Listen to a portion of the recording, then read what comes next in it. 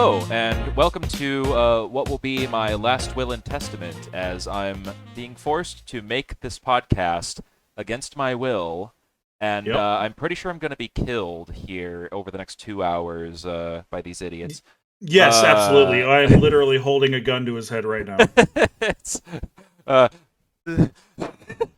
but seriously, my name is Cuhlaymore. Welcome to the Pointy Stick podcast, as if the internet needed another podcast. Yeah, just one more terrible podcast by terrible people who nobody knows. With terrible opinions. Yep.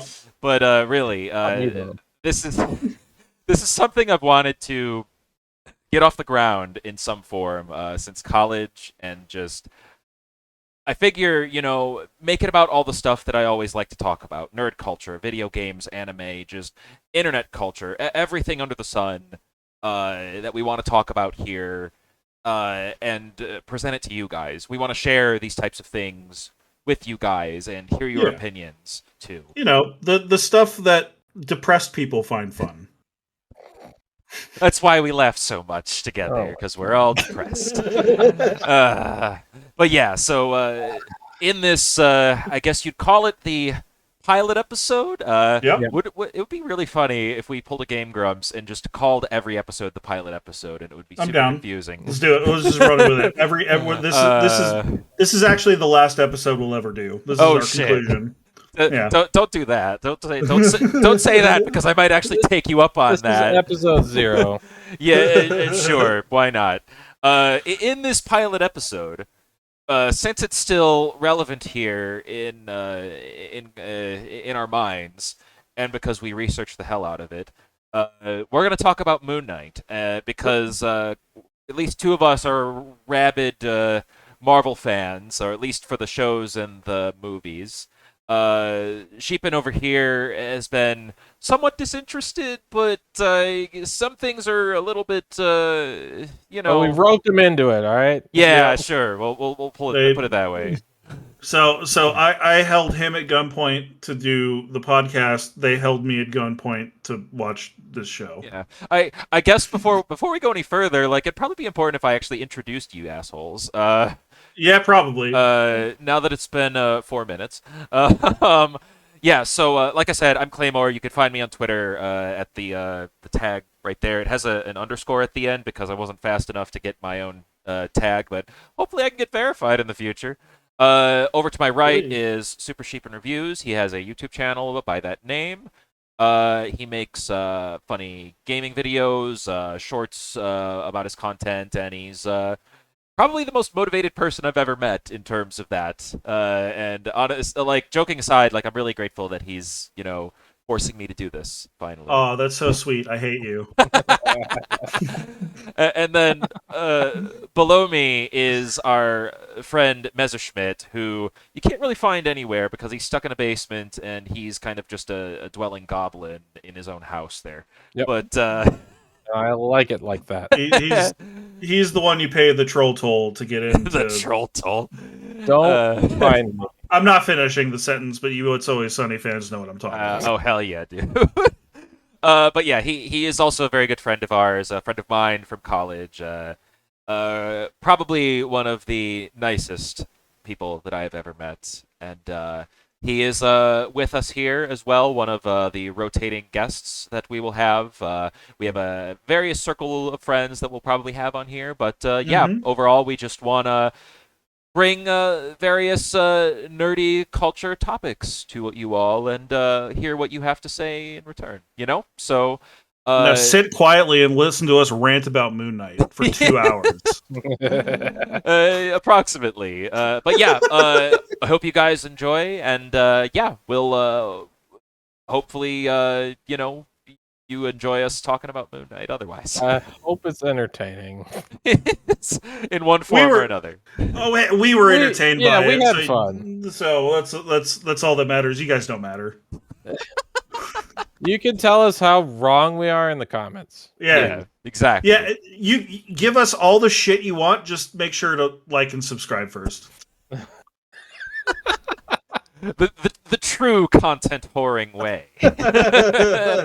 So yeah, without further ado, let's get started. So the first thing we're gonna talk about is Moon Knight, and Yes. to, and like I'll be like clear here. This is quite literally the first like the thing that we spent the most time uh, writing notes to preparing for, because not only like is it interesting in and of itself, fans of Marvel and all that, but like uh, there's just so much to talk about, like both good and Oh bad. yeah. Like Oh yeah. like I think like I think we all have quite a few thoughts. yeah, Yes. we Yeah. share More quite a than few a too. few. Yeah, so like we have our notes by episode here, but we're just probably gonna go from topic to topic here. I don't really care what we start with. Uh, We might as well what start with episode 1, right? That's Yeah, let's well let's I start. Okay, here we go. We'll start at the beginning. Yeah. I personally think the pilot episode is the strongest episode in the show. I know there might be some disagreement between the three of us on that, but I think the opening visual of the glass breaking was super visceral, worked really well. The opening music got the Yep. with Oscar Isaac waking up in bed with the chain on his around his ankle was a really good visual, set up exactly what was going on. And sure, it might have been a little bit confusing at the start, but that was kind of the point, right? yeah, That's the charm of it. Like, you want to know a what's lot of happening. that is in the show And too. Like they it's drip supposed to Yeah. feed be you. confusing. Yes. They drip feed you. Yeah, I think the first episode is about as perfect as it could have been. I was on the edge of my seat. I wanted to know what was going to happen next. I was super invested in Oscar Isaac, just his performance. I mean, that goes without saying for the whole rest of the show. I think he absolutely carries the show. Oh yeah, Um, Yeah.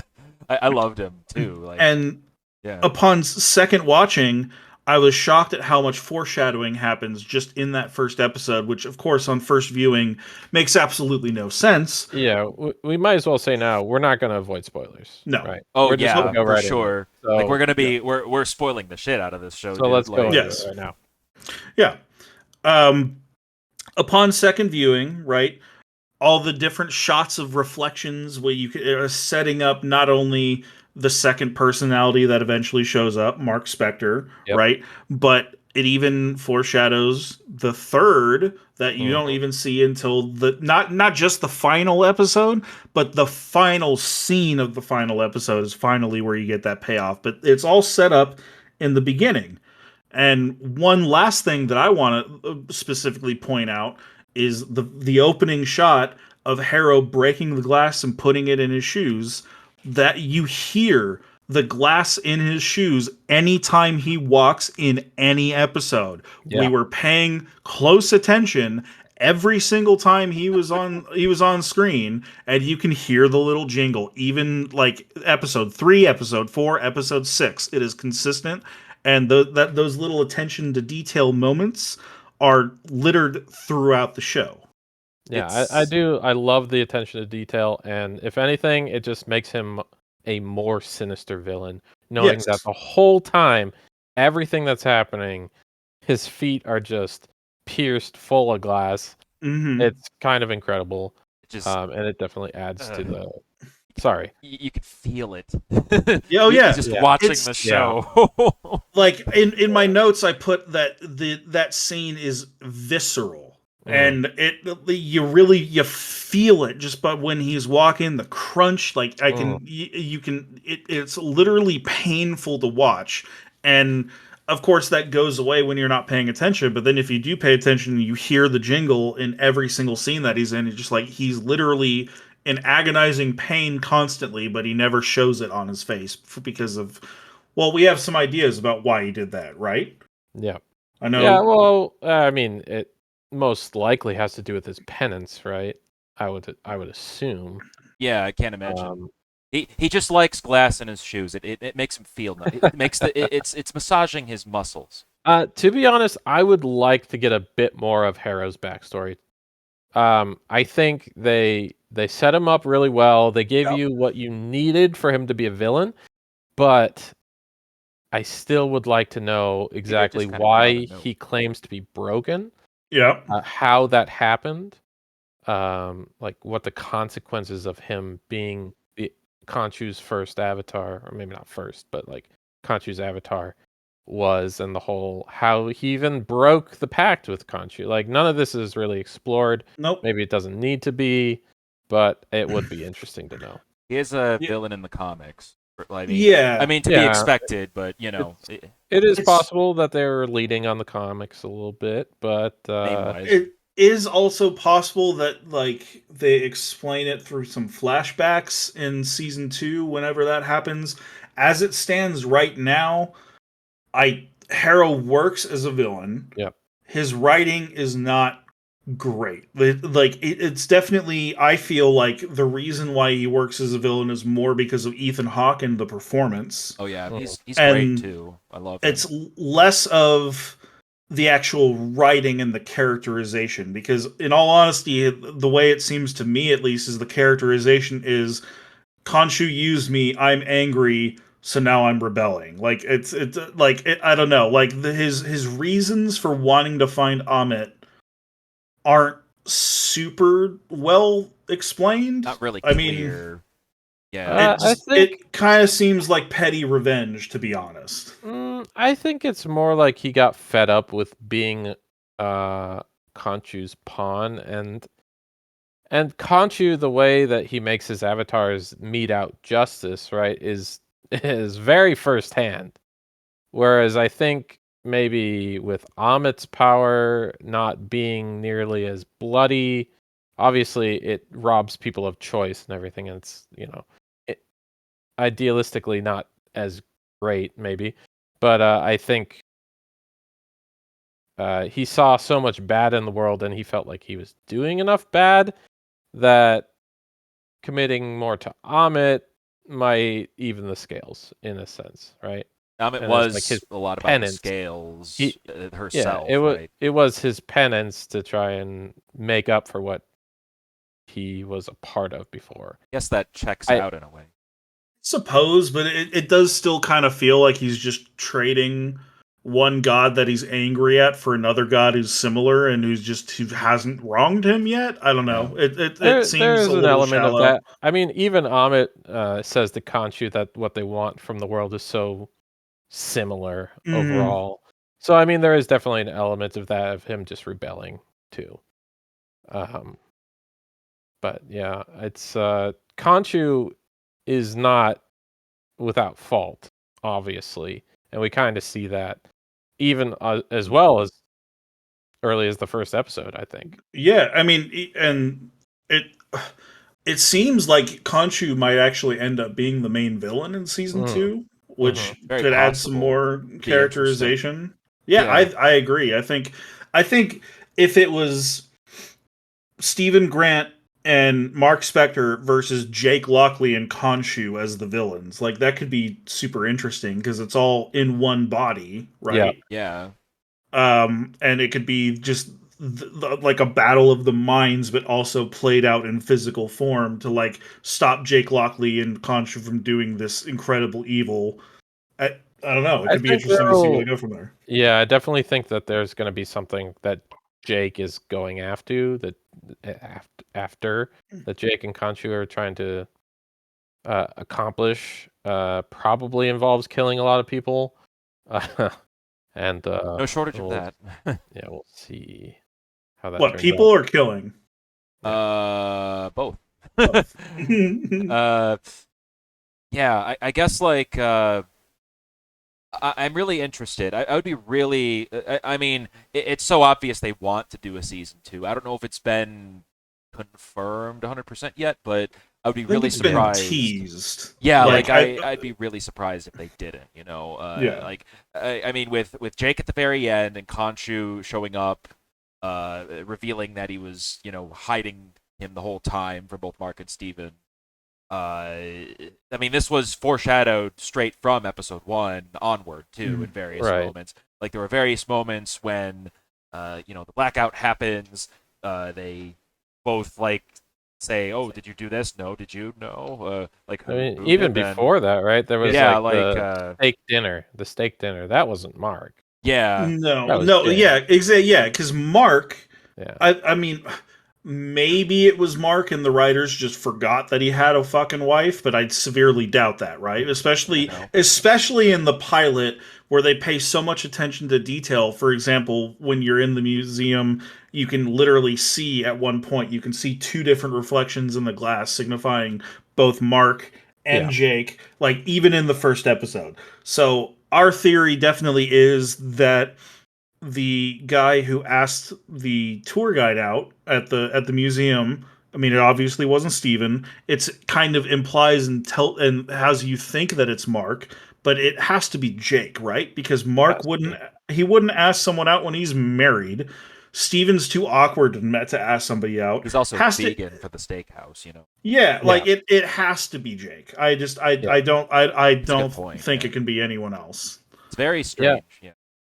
I also think that the first blackout in the Swedish town, I mean, not the blackout where he gets to the Swedish town, but the blackout where Steven wakes up and he's under attack by the villagers, and then he bloodies them, potentially kills them, getting the scare back. I'm pretty sure that's Jake, not Mark. I could be wrong though. It lines up with the various other scenes where we know for sure it was Mark, where Yeah. like in episode 3 when he stabs those guys on the roof after, Yeah. beating them up. And then there is I mean hell, the grand finale, the final fight where literally they agree that it was neither of them. Mhm. Harrow has a literal axe in his forehead, and Well, not in his. It was like about to deliver the killing. Right. yeah, blow. I mean he got pulls bloodied back. up and he fell over. For sure, Yeah. It but- does seem like all the most violent, bloody, visceral moments in the show are because of Jake. And yeah. I maybe we should talk about this now. We're talking about the mercenary work, right? That Mark goes Mhm. off and supposedly kills Layla's dad with his partner. And he says that his partner got greedy and kept going. While watching it, we did all kind of think maybe that was Jake. I mean, they do kind of explain that it was his partner and that Mark did do it, but it does kind of seem out of Mark's character to just slaughter a bunch of scientists. No, Mark didn't kill them. His partner got greedy and killed them, and then also shot Mark, supposedly, right? Okay, That was yeah, but that's true. But then we it all goes to the never we've statue. saw. never seen the partner, No, right? Yeah. So we didn't see the scene where he gets shot. We didn't see the scene where everyone else died. Yeah. We only saw in the flashback. In episode, I think it was episode 4. That there was a bloodbath, Or and 5. he like crawls. Yeah, and then he like crawls to Khonshu's shrine and Mhm. becomes the Moon Knight, right? Um, it it does kind of seem though like Mark is aware of what's going on in that scene, so it might be actually him. It's just a theory we have. Maybe it'll be explained and explored more in season 2. Yeah. I was definitely more convinced of it before seeing it a second time. Mm. I thought that like when we decided to rewatch, I was like absolutely convinced. It's like, oh, it was Jake Lockley who killed Layla's dad, right? It has to be. And then they kind of do explain it, but they don't actually show it. So that it's still very possible that that's true. Mhm. It's kind of interesting how that worked out. Yeah. There's a lot of moments I think. How would I say it? It's like they. Okay, so there's a lot of times when I think you have your expectations subverted, where something different happens than you might expect, and it's that much more interesting. But then there's a lot of other moments where it's very obvious what's going to happen. I mean, Like, speaking of subverting expectations, I mean, like there was another note I made back in episode 1 where Steven is essentially framed as the main character and therefore oh the main yeah, through the personality, entire right? show, right? Well, up to a point, but definitely at the start, you're thinking this is something that's happening to Steven. Yeah. And he's got guy, a right? background. He talks to his mom on the phone. He like is a person. Well, okay, And it's he leaves messages for his mom on the phone. Yes. He never actually speaks to her. Right, Which but I think is important. it's like a background detail where Right. it frames him as the main personality, Right. which we only learn later isn't true. Yeah, like he he's treated as the main character, and Yep. it lasted through much of the show. And yeah, like to be fair, he is a main character, but like he is not. These things are not happening to him. He's not the one who was born as a human. Yeah, Yeah. everything's happening to Mark, Yeah. which that was really cool. Like I found it interesting, like that they turned that on its head in episode 5. Like Mark imagined Steven in order to get away from this trauma with his brother, with his mom treating him Mm. the way she was, And when you learn all this too, Yeah. it makes a lot more sense. It recontextualizes Steven and it makes a lot more sense why he's not able to deal with stress well. Yeah, no, He doesn't absolutely. deal with the stress of his job well. He doesn't deal with the stress of the date or even of thinking he's crazy because nothing is supposed to be wrong in his life. Yeah. That's who he was. That's how he was created. So yeah, so I everything could think be that normal. Yeah. yeah. So that recontextualization is like it's quite interesting, Yeah, honestly. it's pretty awesome that they are able to show like this kind of mental illness and almost like lean into it in like a weirdly positive light, right? Without just like demonizing people who have this disorder. I don't know. I enjoyed them tackling kind of a serious subject in a way that wasn't like super heavy-handed or over the top. It didn't make like a mockery of the disease or anything. It's just like, hey, this is a person, and this other person that's inside him has valid feelings and it is a valid, I guess, personality, even if it Mhm. was created for a specific purpose. That's Yeah. dissociative identity disorder. Yeah. Yeah. I mean, like so much in media, especially. I mean, luckily we're kind of getting away from that nowadays. But a lot of mental illness is just stigmatized so hard that like this person can't function as a real person.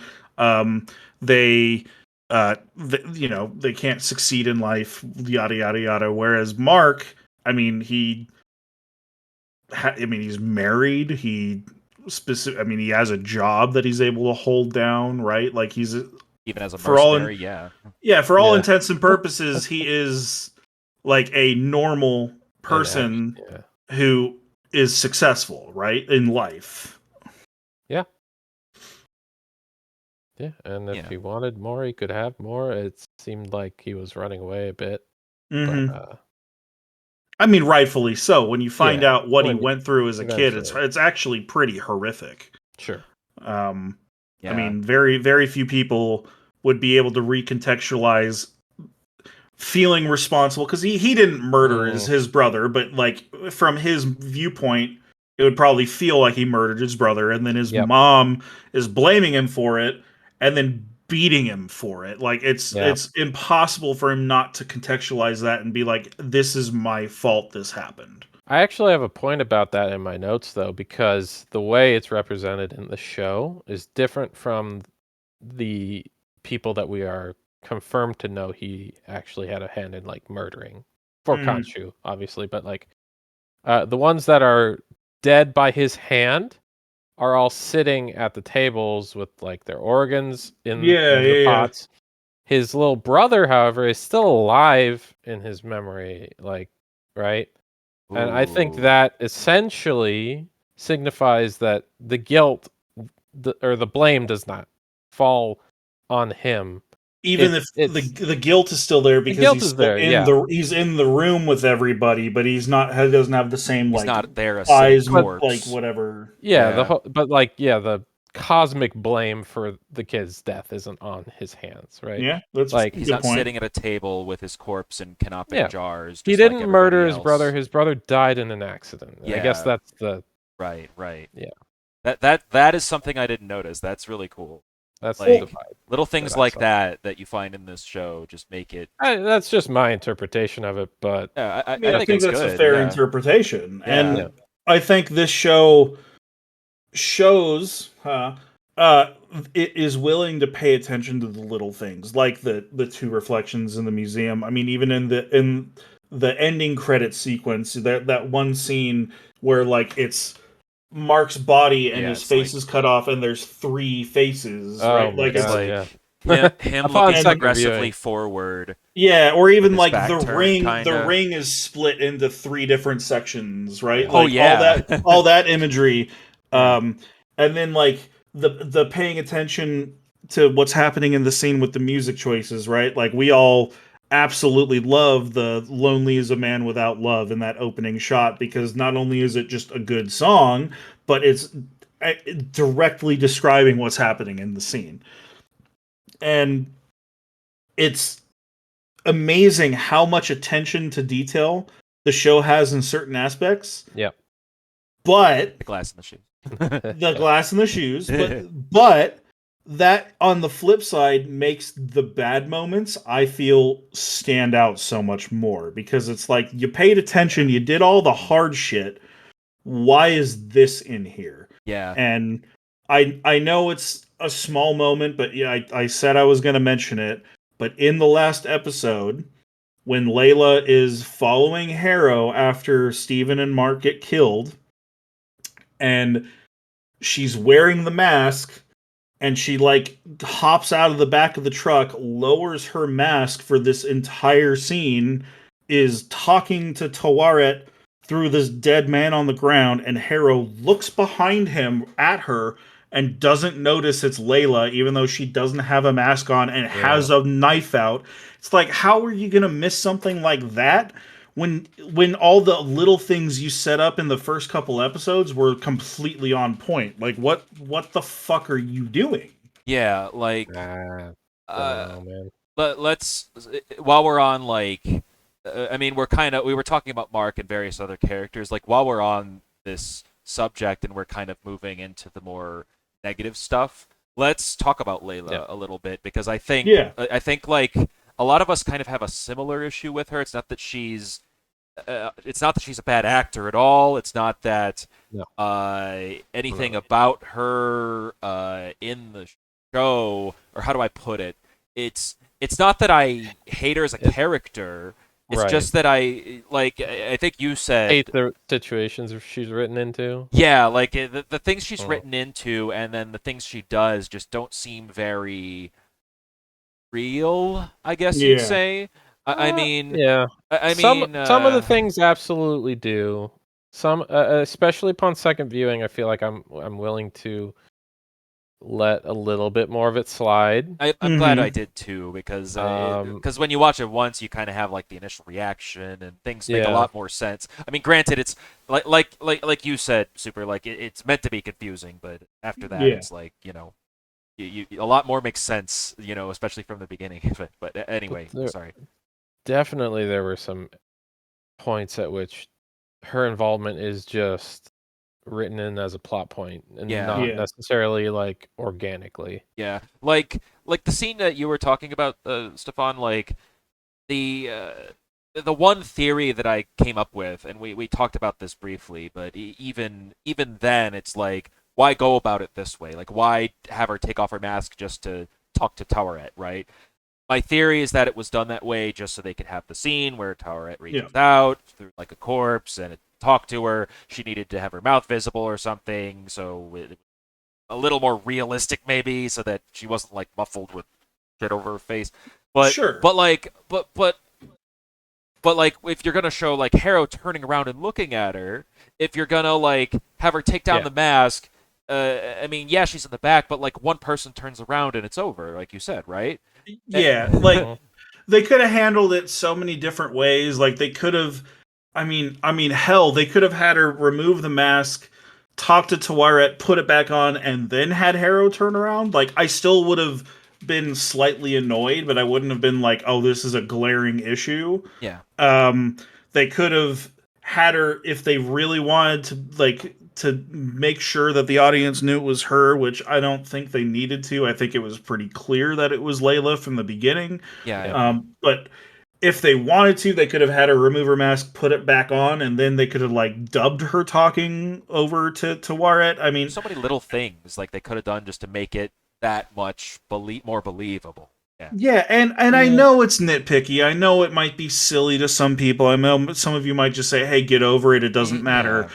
But the reason why it stands out to me, at least, is because they were so on point with so many little things throughout the entire show. Yeah. So it's almost like they stopped paying attention for this one scene, and there are a couple others that we'll talk about, but it just makes it more glaringly obvious that this is an issue. Whereas I probably wouldn't have thought about it if they weren't so like paying attention to detail throughout the whole Yeah. rest of the show. When the And I good. mean, No, go ahead. so I don't have a lot of notes for the second episode, but I'm pretty sure in the second episode is when Steven finds the Let me see. the phone, right? Mm-hmm. And like even the fact that at the That might moment be the pilot. Might But be the end of the first it might episode, be. but either way. yeah. But like even the fact that he finds the phone and it immediately starts ringing and it's Layla, it's just like How why does convenient, you know? why does every plot point that involves her just have to be a convenience? Yeah, Yeah.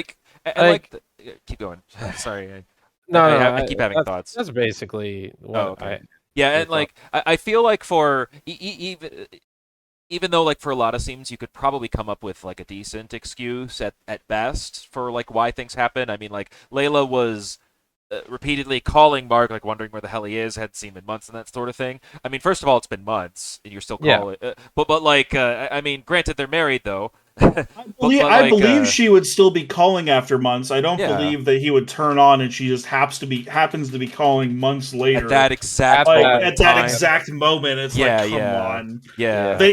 What should have happened is he should have seen Layla fit like 100 missed calls and called her. If And he then called that's how her, that started. wondering It who the would heck it was, yeah. it would have been a completely non-issue. It would Yeah. have been like, yes, this is believable. This would happen in real life. But just like her magically calling the second the cell phone turns on is just dumb. It's a little. I mean, it's just look. So the only way I can see it like kind of working with the plot is that it's like one of those conveniences, just like another convenient thing that happens one after another that makes you sort of lean into the fact that Mark might just be crazy or Steven. But like, I don't know.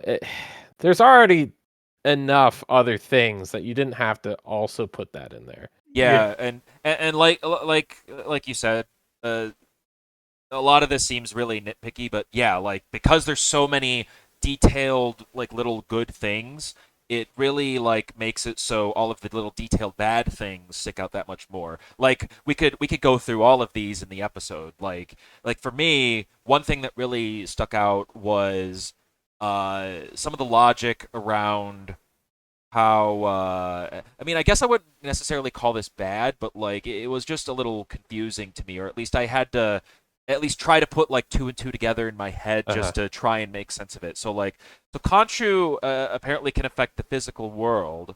Like he can make these winds and stuff, right? Like in episode 2, he's banished by the gods, but later in the show he gets imprisoned, so he's no longer in the world. He's imprisoned in stone. But then he gets freed in the last episode. So I guess is he no longer banished? Because he fought Amit, you know, in the big kaiju battle, and it seems like he's actually visible to literally everybody now, unlike before. Yeah. So does being banished just mean that you no longer are allowed where the other gods are? You are just not in the physical realm anymore. Like you can only affect things to a certain extent. But since you got imprisoned, does that mean you're no longer banished? You're imprisoned. I mean, yeah, it's worse. So I suppose that makes sense. But then throw your little totem on the ground and smash it. You're now free. None of these restrictions apply to you. So are you just visible physical manifestation now and everything? I mean, I guess it kind of fits the ending too, with him in like the suit and the car. I think we kind of talked about it a little bit about. I mean, at that point, all the other gods were subdued. Yeah. Were they killed? Were their avatars actually killed and they died? Yeah, I we don't think know. so. We don't know that I either, think so, do we? 'cause I think they were, because the one guy that talks to Layla about the binding process basically dies in her arms, right? So Yeah, Right. he I'm kinda pretty falls sure to the the other ones floor. are dead. Pretty certain. And I think it's more that Khonshu could have affected the physical world more what his banishment was only from the overvoid, I think is what they called it. And then but he didn't affect the physical realm more because if he had done it, The other gods would have stepped in. Yeah, exactly. They might have bound him in stone, and he didn't want to do that because he had goals, right? Yeah. So I guess at the end, then, when he is unbanished, or I guess when he's no longer sealed in the Ushapti, the other gods are gone, Or at least the avatars aren't in the world. So that they don't have any power to stop him from doing whatever he wants. Yeah. I mean, that checks out at least. It's not really explained. No, it's not. There's a lot of things. But it like makes that too. sense in context, but not explained. It's us speculating at best, right? And we honestly did a lot of that too, like as we were watching it the second. Because we all enjoyed it. Like, we've been ripping on it, and trust me, I have more to rip on. The flare. So do I. Yeah. It's not just one; it's four. The reason why we're talking about all these things too is because we think they could have been. Yeah, but we enjoyed the show as a whole. Yeah. We just wanted it to be that much better, right? Yeah, exactly. I felt like a Marvel show with Oscar Isaac and Ethan Hawke putting in A+ or S tier performances about Egyptian mythology. I mean, come on, right? I probably would rate it like a 7 or an 8 out of 10, but like I would have wanted it to be like a 9 or a 10. Yeah, I'm about there too, 7 or 8. It's not that we didn't like it or anything, but it just there are some glaring issues. Yeah. Here, do you want to have your moments? Do you want to talk about the flare? You can talk about the flare. Let's do some other quick fire nitpick, fine. And then we'll work up to that one because that one seems like a big one. I'm kind of going episode by episode here, but if you guys think of anything, like let's hear a couple quick fire nitpicks. Okay, let's talk about episode 3 then, which I think we all agree is the weakest episode. That's the one I haven't where thought about it that much, but it's down there. The one where they visit Layla's old. Well, so old that flame, and the second half, but it's Layla's old flame and his security force. Okay, and that kind of, I mean, it kind of comes out of nowhere, but I get why it's there. It's because they wanted another cool Moon Knight doing Moon Knight things. Yeah, it does set up the healing factor. It does. That is the one thing that's he literally gets stabbed with a bunch of fucking spears. Yeah. And is totally fine, right? So that does make sense. But it is a little bit weird that Layla sees the head of security, shakes his hand, is super courteous with him, like they were friends in the past, and then she kills him later on. I don't know. It all goes to shit. Yeah. He was trying to kill her too. Well, but it's not that I don't have any less of an issue with that either. Why is he just immediately okay, bam? I don't know. You'd think there'd be a little bit more hesitation there. That escalated very quickly. It was a bit weird. He's undercover, but. I mean, they did talk about what happened in Marjapol or whatever. Mezzerschmidt. They did talk about how something happened there. Maybe if they talked a little bit more, maybe what she did was really egregious, so they weren't really friends at that point. I don't know, but they just kind of have a throwaway line and then are willing to seemingly fire upon their friend over the word of Harrow, who just shows him a scarab. Yeah, there's a couple other things in episode 3 where isn't Harrow trying to commit trying to create a world of peace and with only good people, and then a bunch of his henchmen just murder a dude. Yeah, what is that? That seems weird. Have they not already been judged by him? I mean, I assume some of his followers are unjudged, but later on, when he talks to Amit, he's talking about a cult that's all been judged and their scales all balanced perfectly. So yes, that is Yeah. true, but we do see later on when Steven and Mark go into the duat and like Mark eventually makes it to the field of reeds, he Uh-huh. killed a fuck ton of people. And that Yeah. seemingly didn't matter for his scales to be balanced, right? Scales are Uh so like maybe murder is not necessarily evil. ancient Egyptian, ancient Okay. Egyptian Okay. judge and I jury. mean, All right, fair enough. I mean, I mean, that's where we're at now. this is I what mean, we. it's kind of what the information the show is telling us is that like murder isn't necessarily evil. Is it Okay. Um, This is what we get okay. for trusting 2,000-year-old a judge and jury based on a scale, Yeah, a scale with a feather. Yeah. yeah, that's Uh. true. There was a couple other nitpicks.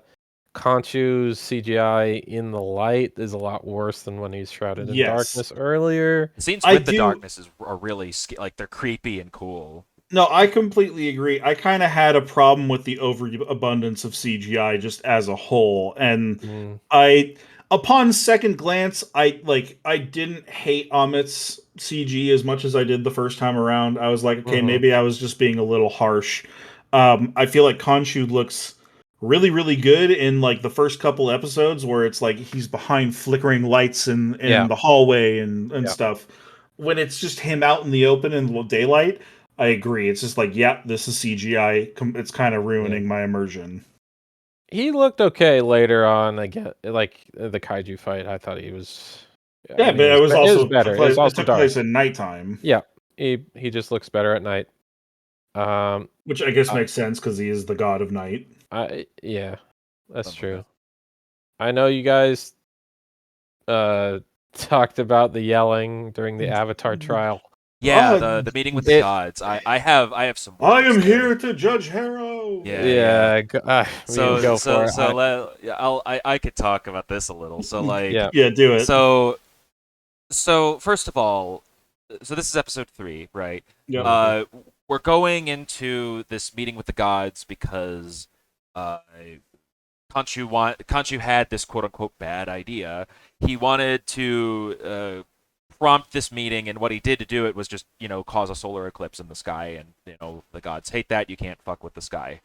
So he made this meeting, called it a bad idea, and okay, that's fair. I mean, they banished you. It's probably not a good idea to try to get Harrow sentenced or whatever for what he's trying to do. You even said going in that the case against Harrow and Amit needed to be indisputable. That is exactly what he's called it, right? So yeah, like literally verbatim. yeah. So as they go in, I think that might be the actual last thing he says before Mark and Steven in tow walk into that corridor that leads to the chamber where the meeting's taking place. So he said something like, "Oh, I'll be there." Oh yes, right. Yeah. So, but that's vague as shit. Yeah, well, but because he like, didn't actually appear before them. He just spoke through right, Mark. and yeah, like they can't like physically manifest for some I reason, think or that, I maybe think he could. I think he just didn't want to because he was afraid. he's that- banished or something. Yeah, or 'cause I he's don't know. banished But, or- In all seriousness, it's kind of unclear because in episode 2, when he's talking with Harrow, when Steven's talking with Harrow at the like going into the compound that Harrow has set up, Khonshu gets really upset and blows a bunch of wind, and Harrow's like, "Oh, that's all he can do without your help, without an avatar." Okay. So, yeah. but then later on, Khonshu can just do whatever the fuck he wants. So, like, A little in all honesty, it's a little unclear. I'm willing to just roll with it. Yeah. Again, I think that's more like he's being kept in check by the the gods. I and their agree. Maybe, avatars. yeah. I'm willing to just accept that explanation and roll with it. Like Yeah, I don't need to completely hate on literally everything. Right. Yeah, it may sound like that what we're doing, but like again, but Well, yeah, it's really just that episode 3 again is the low point. There's a lot to nitpick here, and if it wasn't here, the show would have probably been bumped up a point or two. We just wanted to see it a 9 or a 10. yeah. Like So in all honesty, I was not feel like upon first watch. I remember episode 3 completely lost me. I thought the action sequence was kind of cool, but the whole set piece with Layla's former fling was kind of dumb. I thought the whole tribunal was just the weakest part of the show, and I was just kind of rolling my eyes. when they went into the meeting, like even though like Khonshu said that their case against him had to be indisputable, they didn't practice or anything. Yeah, they didn't really plan or discuss anything. Mark is completely unfamiliar with everything that's going on. Like you could see it in his face as like Khonshu's like possessing him. He's like, yeah, you know? He's freaking out, and like so like speaking through his body, like it just feels silly when he like possesses him temporarily, and he's like yelling like this with his chest puffed out. Like I kind of get what's happening, at least, you know, with him being unfamiliar and like, you know, letting his body react or something. But overall, it just kind of sounds silly because Khonshu's reacting so extremely after saying that their case needed to be perfect. Well, and the thing is Khonshu summoned the avatars and the other gods, and then they took a portal there. So it's not like they had to travel and they had to leave this second. Like they could have like had a little powwow and been like, "All right, we need to talk about this, and this. This is why this needs to happen. If he says something like this needs to be our retort. Blah blah blah." Like that needed to happen, and it just didn't. They're just like, "Well, our case needs to be indisputable, but then let's just wing it." Yeah, so indisputable, by the way, that they didn't even bring up that Harrow had the scarab that would lead him to Amit's tomb. Yeah, you're right. They didn't bring up that he had the scarab. Didn't bring up, hey, look at his cane. It's Amit's cane from her first avatar. What are you talking about? Yeah, it's just it was that. Wow, it was horrible. Wow. A couple. Oh my god. Just a couple. Yeah. So if I were to say anything positive, that Oscar scene Isaac with killed it. Yeah, Oscar Isaac. Right. Oscar Isaac yeah, was great. The fact that he could show you through body language that Mark didn't know what the hell was happening while Khonshu was talking through it was incredible. Bad direction, I would say, but still incredible. If I were to say two things that are positive, Okay. So it's both this thing with Khonshu like doing the thing through Mark's body, and I can't remember what scene it was. Like we just watched it. It was in a later episode with I don't know if it was with Amit or if it was with Khonshu again. But like the gods themselves are not omnipotent or immune from emotion or feeling or whatever. Okay. Right. So like Khonshu is obviously pissed that this is going on and that he kind of got banished and now he's basically getting screwed over and being tricked by Harrow. But along with Mark not knowing what's going on. Yeah, but he was screaming before Harrow got there. Well, yeah, of course. But the way he portrays himself. Well, they summoned Harrow. Like the whole reason that Harrow came through that portal was because Khonshu was laying accusations against Harrow, and then they summoned him to defend himself. Yeah, but like Harrow kind of, it kind of felt like he sort of, like he expected it to happen almost because he saw like the solar eclipse happen and basically knew what was going on. Yeah, that's true. So like, but like going into this trial where things needed to be perfect or indisputable.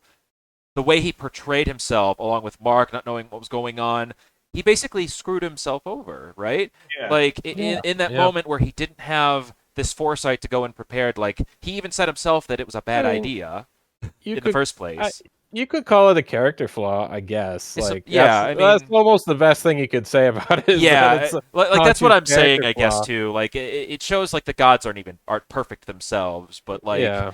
But overall, it just felt very. I mean, I wrote here it Stupid. felt really off, just because there's so many things that you can see that going on that don't really like they just kind of they don't really go together, you know? Like they It's don't kind feel of the right. first example in the show where things don't really fit together because the first Mm. two episodes seemed so careful about showing you Or more exactly what careful, yeah. matters and like setting stuff up that happens in the future, and it seemed like there was more attention to detail with that aspect, and it just kind of seems like, well, they needed they they needed Mark to be able to die, so they needed him to lose his powers, so they needed Khonshu to get trapped, so they needed the tribunal to happen. Mm. Yeah, so they needed Yep. to move the sky again and Yeah, like it all just Yeah. kind of seems like it just happened because the script says that it needed to happen for Mark to die. to move things forward and Yeah. yeah, like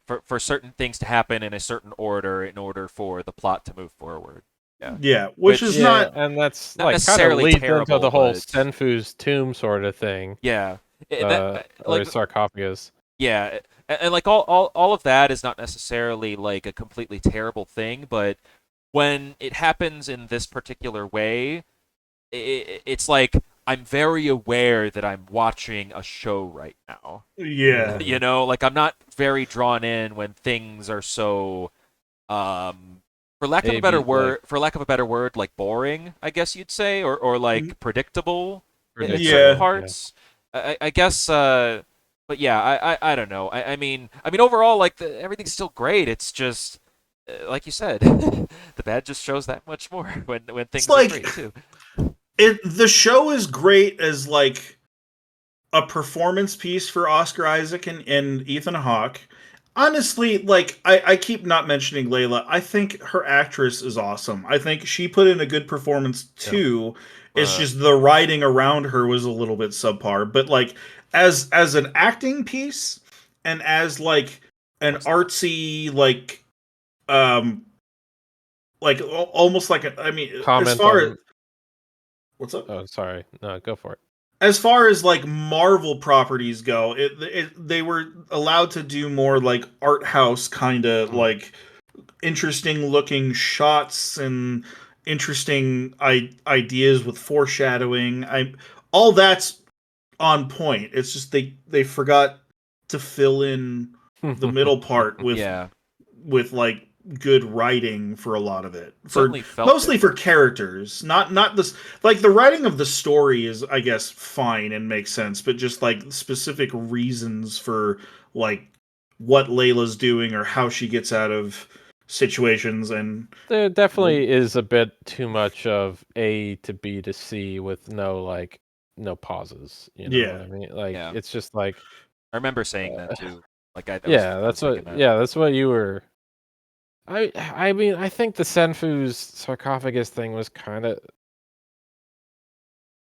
it was a little silly in some points, like, and characters just show up. For instance, like Mark couldn't get info on it because apparently he's not Egyptian enough. But we've seen him speaking the language before, except he doesn't use it when he tries to find out information about Well, again, the that scene, sarcophagus, and then Layla has to come up and, and save him, basically. yeah, that scene exists to introduce Layla again. Yeah, but it just doesn't like feel right because we have information, right? We already know he's been a mercenary, that he worked in Egypt, that he knows the language, that he is a relic hunter, and yet he's incredibly incompetent when we actually see him do that. And then Layla has to save him, Yeah, and it would then have been different if it was Steven in control, right? yes, I Even though wish it Steven was. like knows a lot about Egyptian history and shit, but he doesn't know like the details. I wish that was Steven. It would have made so much more sense. Um, and then there's the, how does Harrow find them or even know anything about Senfu's sarcophagus? Like Mark was the only one privy to that information. So that's all weird too. Uh, I don't know. Did you guys know how Harrow ended up showing up at the guy's private estate? Where was he previously in? He was in the middle of the desert. He's in the middle of the desert tracking down yeah. Amit's tomb. Like, Yeah. doesn't he have more important stuff to do? Yeah, he's in the middle of the desert, and then he comes to this like this playboy's mansion where the coffin is to I don't To know. foil It's the just- plans, man, and like, episode 3 is just such a train wreck, man. and then So many he things, destroys the map. He destroys the map without destroying the map. Yeah. He Yeah, doesn't- exactly. doesn't- He burns it with his purple gas fart fire, and then like it's just the map isn't burnt, it's just like it's cut into pieces Yeah. for them to be able to put back together. with duct with Again, with- how convenient. Yeah. Like you'd think it's like a cloth map. Yeah. The fart fire would have burned it. It would be gone. Yeah. While we're like still ranting, It's really just episode 3, man. yeah, This it's thing- episode this- 3, man. This thing is but the- we'll do let's have Stefan talk about his flare scene. well, that's in episode 4. Well, this is in it's at the episode 4. beginning of episode 4, which is immediately Yeah. after 3. yeah, let's just we're almost there. Yeah. I mean, you're right. yeah, I just want to talk a little bit about the ending of 3, and then let's. okay. Okay, So- go for it. Yeah, the whole turning back the sky scene was incredible. Oh yeah, okay. I I don't know. How I think it forgot was about the moment. only necessary. Only like visually incredible, anyways. It was only necessary because they didn't have time to use some sort of algorithm, or else I think they probably would have been able to figure it out eventually. I suppose they would have to know the date that the map was made, or relative date that the map was made. Sure, but like Khonshu remembers every night, so he should have been able to remember that Yeah. date, right? Time was short. That would have been fine. Yeah, and I'm pretty sure they could have used, Time was also short with the Harrow having the scarab, but like in real life, they can predict solar eclipses thousands of years in the future. They probably could have it's figured supposed out to be modern day. Yeah. yeah, the movement of the stars in the past had they had enough time. The fact that they're pressed for time sort of makes it okay. That's what had to happen, Moment. and then Khonshu gets imprisoned and everything. I think that there was a couple of almost throwaway lines that added to Khonshu's character, maybe more in the way that he said them, where he did say he remembers every night in a very sad kind of way. Yeah, he did say it kind of in like a I remember depressed, like Yeah. like he wishes like he didn't remember every night. Yeah, and I wish they had just been able to explore a little bit more of Khonshu rather than all these things that we've just been nitpicking for the last half hour. I really would have liked a little bit more of that. But I think that's all I have to say on the last of episode 3. Yeah. Okay. So And then it continues.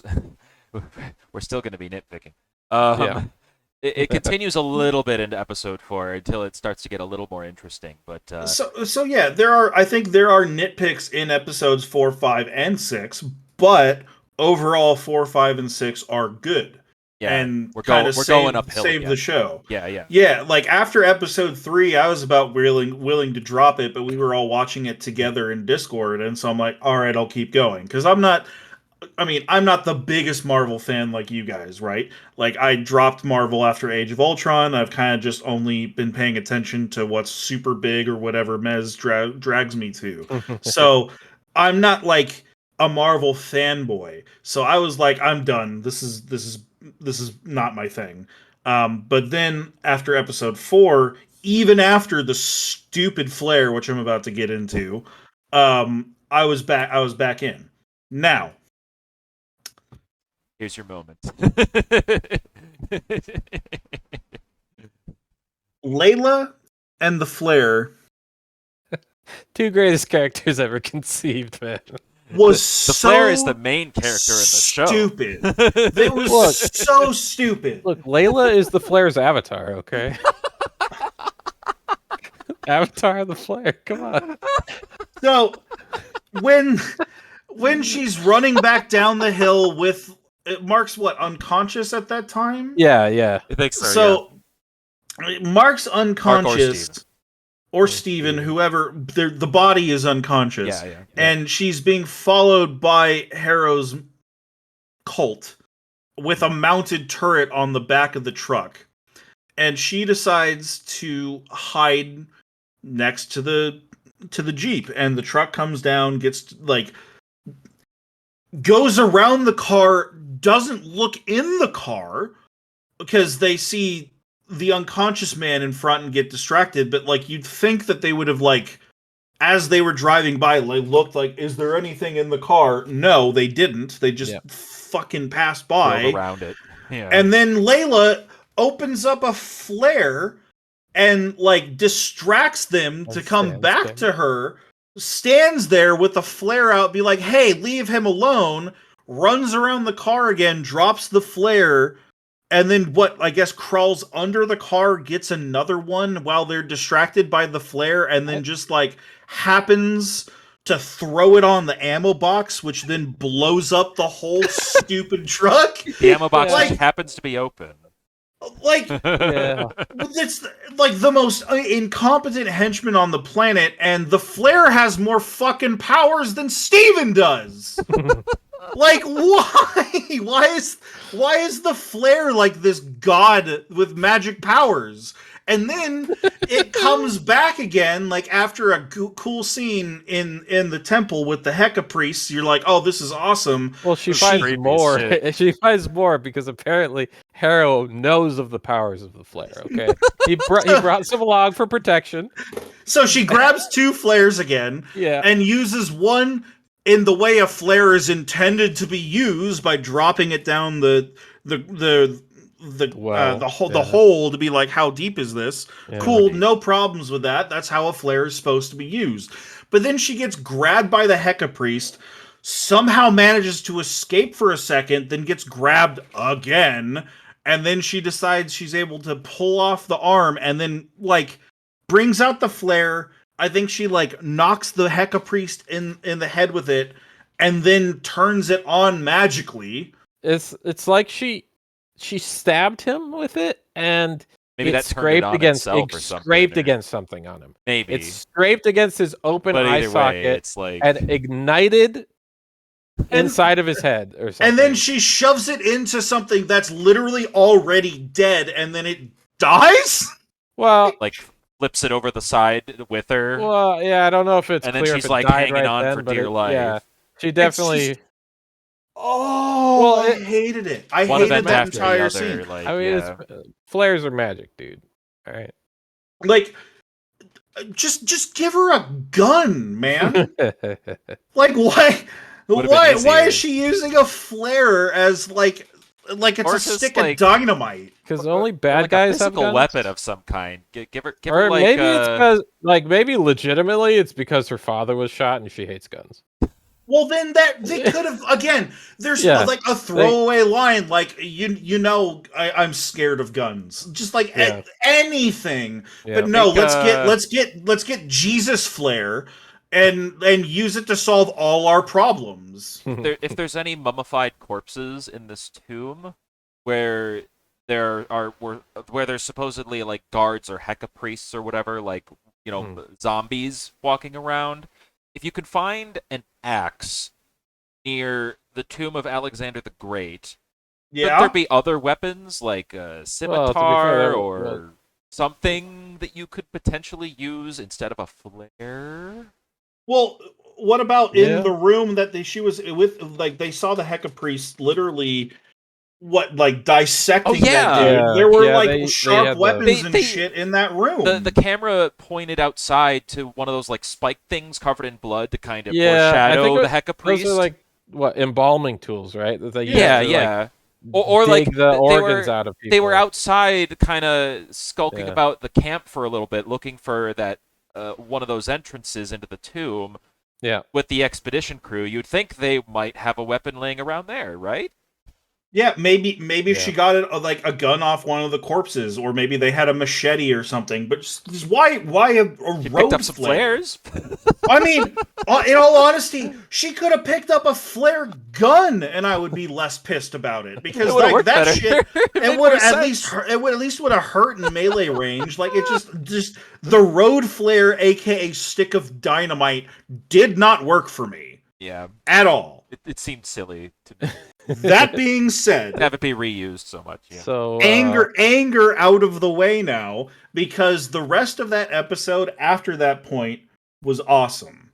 do you think we could maybe pitch a show to Marvel called Flare Night? Hang on, I'm googling this. Marvel Flare I don't Night. know. I think they'd probably be sold. I think there's there's a character already called Flare. Not that stopped them from using similar names before, but yeah.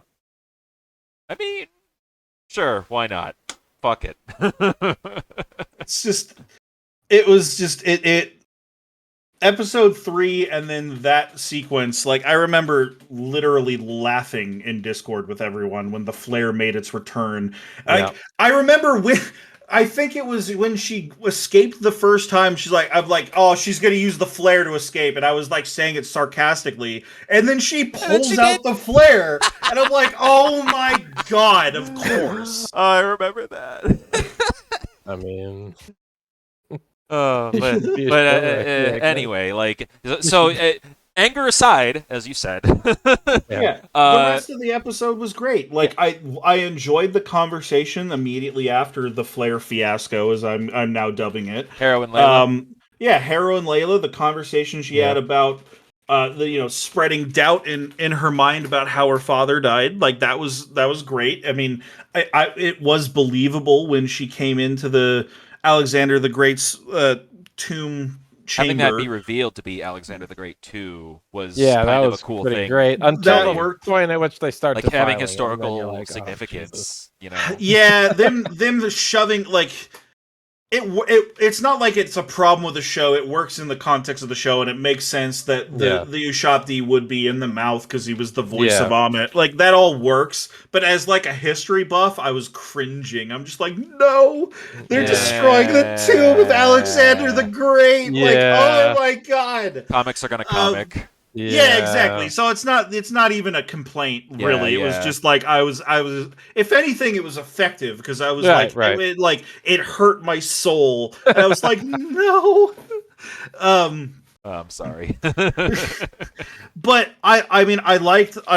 Like I said, that all made sense, and then Layla coming in so overcome with anger and willing to doubt her husband because her husband might have murdered her father, which is probably a thought she had in the past and maybe shoved away, and it probably brought someone like Harrow to come out and say it for her to be like, oh my god, this might actually be a thing. I have to hear it right now, even with everything else going on.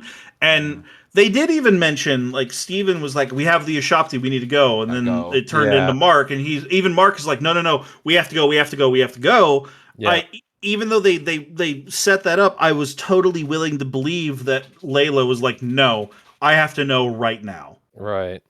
Like that wasn't an issue. If anything, I thought it was good. It was a good moment for her, even though it was something that was quote unquote bad. It made sense from a writing standpoint, and it more wasn't than other like things for sure. Yeah, exactly. It was one of her good moments. I also like the Harrow Layla area, like where it tells us about what Harrow can do without him just saying, "I can do this." Right. It like it characterizes. I can't talk. It just tells us a little bit more about him through context rather than just exposition, which I thought was good. And I didn't see Mark dying. I didn't see him getting shot and dying. Like when that happened, I was like, "Oh shit!" In episode 4, that was very surprising. Yeah, like that was definitely a surprise. And then we go to this scene Does it start in Dr. Harrow's office? I I'm think. pretty sure it does. No, It no, no, start- it doesn't. It doesn't. He's Well, he's in the in his lobby wheelchair. of the. He's in his wheelchair. Yes, yeah, Looking that's at right. Yes, yeah. And then he gets and wheeled then- into the office. Yeah, Yeah. Layla, like Layla's in his there. mind He's the was like, caretaker. And... The well, no, the she movie. was another inmate. Oh yeah. Yeah. It's, So it starts with the movie it's Dr. Stephen. Stephen Grant, and you're just Yeah. like, what the hell is happening? It's And so then great. I loved it. You see his old boss from the gift shop, and she's in the asylum, kind of crazy too. And then And like some of Harrow's His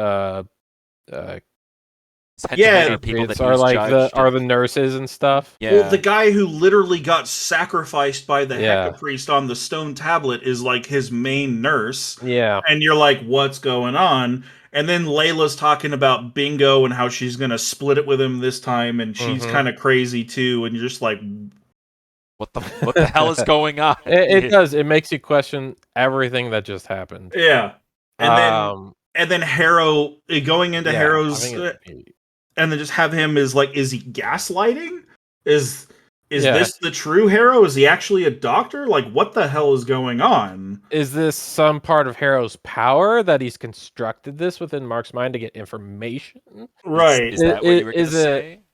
Is it the real world, or is it just a? And I think they even say something. No, that's 5th episode. But like, But still, is it just all within Mark's head, right? Like, what is the top level of reality right now? We have no clue. yeah. It works great. It brings you back to that kind of initial feeling of Mhm. mystery that the show had. But now you're way more invested in it because you want to know what's going on with Mark and Steven. Like, Yeah, it was literally at that moment where after I had decided I don't think the show is for me, when Mark dies and comes back into the asylum, I'm like, you know what? I think I'm back in. I want to watch the next episode to see what happens. yep, they did a good job. Steven and Mark reuniting, like after he takes Steven out of the sarcophagus, was Seeing them pretty. separated. Like, Huh? seeing them like as separate people. Yes, first Like, of all, yeah, that- that lets you know something's going on. Well, But- cool story, actually. A little interjection here about that I literally read late last night is for Okay. those scenes when Oscar Isaac was acting. When he was acting, he actually hired his brother to be the stand-in. Oh Oh So, my god. like so it's him on one end, it's them recording his lines and he's talking to his brother, and then they flipped roles and then re-recorded it and then put them next to each other. So in the scene, it's him talking to his actual real life brother who he got the job for, and That's it pretty might cool. even be in the hug from Wow. behind. Like Yeah. it might even be the back of his brother's head, because their bodies looked a little bit different too. Yeah, and then it like immediately becomes like almost like obvious to you that this isn't that the whole Dr. Harrow thing was in his head, right? Yeah. It feels like that. Yeah. Then you see a third person or a third coffin, or not a third coffin, a second coffin. So third personality foreshadowed even more. I think this whole section kind of cements Mark as the main personality, Oh yeah. whereas we had not been sure what was true before that. We Especially going had into kind of episode 5. assumed by this point that it was Mark, but this kind of cements it. Yeah, And then- episode 5 is definitely what like puts the final nail into Yeah. that theory, right? Because like Steven realizes in I think the scene when they go into the room when he sees Yeah. the poster with Dr. Stephen Grant, and he's like, "You made me up." Like, Yep. so that was like the final nail in the coffin of, yes, Mark is the main character, Steven is Well, the Yeah, this is the start of that, right? This is only 4. well, End of 4. yeah. So yeah, they kind of lead into each other though. Yeah, they do. This 4 ends on like a little bit of a. I mean, you call it a cliffhanger by it in and of itself, but like, you know, going into 5, everything starts getting explained pretty quick. Well, 4 ends with basically them Tawaret. opening the door and seeing Tawaret, Yeah. and her just being like, "Hi," and, Yeah. and then them screaming, right? Which is Yeah. it's a funny gag. And it's also kind of a mindfuck again. What Like, is because happening? then you're like, oh shit, is this not real? What is happening? And then like Yeah. But then it leads directly into episode 5 where Tuaret's like, oh, we're in the Duat. This is the afterlife. Your scales aren't balanced. We have 2 of you. That's kind of weird. You have until this boat ride, because I forget what exactly happens. I think he like opens one of the doors because he's like, oh, this isn't real, and he like Yeah. opens one of the doors in the asylum, Boom. and then they're bam on the ship Ocean in the of sand. sands. Yeah. And I mean that was done fairly well too, but then that whole episode is reveal was just good. about them coming to terms with their past to balance their scales. Finding the truth. Yep. Which Yep. leads us through the various flashback So- scenes of Mark. Yeah, his and childhood. they do at the beginning mention that it's such a thing as an organizing principle. But they do kind of allude that maybe the psych ward itself is the organizing principle, which I think is the truth. That's Mark speaking the truth to himself. But I kind of think, in a way, right, that it being Dr. Harrow and that like the nurses being Harrow's henchmen and everything kind of represents Mark's inherent mistrust of sharing and dealing with his feelings. Like he puts up this wall where he's not able to trust this part of himself that's saying you need to open up, you need to deal with this. Like it's giving him good advice, but the fact that it's Harrow inherently makes it untrustworthy to him. Yeah. And I think that's another thing that kind of lends itself to this just being an organizing principle for Mark to deal with his feelings. That makes sense. Yeah. And then even later when Steven shows up there, I think he eventually kind of figures out that that's the truth of it as well. So yeah. It's just Okay. a mechanism in his mind. Okay. that makes sense. The office being there is him in his mind trying to tell himself that he needs to deal with his shit, basically. Basically. Yeah. And then when he finally does, him and Steven together as 2 personalities, Because like he is a broken person, and it's like it's him dealing with his trauma Right. through a fake doctor that he doesn't trust, but he does eventually kind of take the advice of the doctor, right? Yeah. In a way, yeah. But yeah, like so much happens in this episode. I mean, I guess in terms of that, we're talking about how The Office plays into the remaining 2 episodes. With episode 5, like you guys were saying, we learn that Mark is the quote unquote main character with everything that happened in his past, how Steven got created, how traumatic his brother's death and his mom, the way that she treated him, really affected him. That was pretty great. All the reveals were really great. Like everything just even though at times it felt like we were still doing the A to B to C thing, I really didn't mind it that much because it felt. But this is not like him needing to find a key that leads. Right, to there's a no door MacGuffin or Yeah, it's just thing him they need to be exploring at. pieces Well, of it's- himself. Right? It is that partly, but it's also with the express purpose of trying to balance his scale so that he can make it to the field of leads, right? That's true.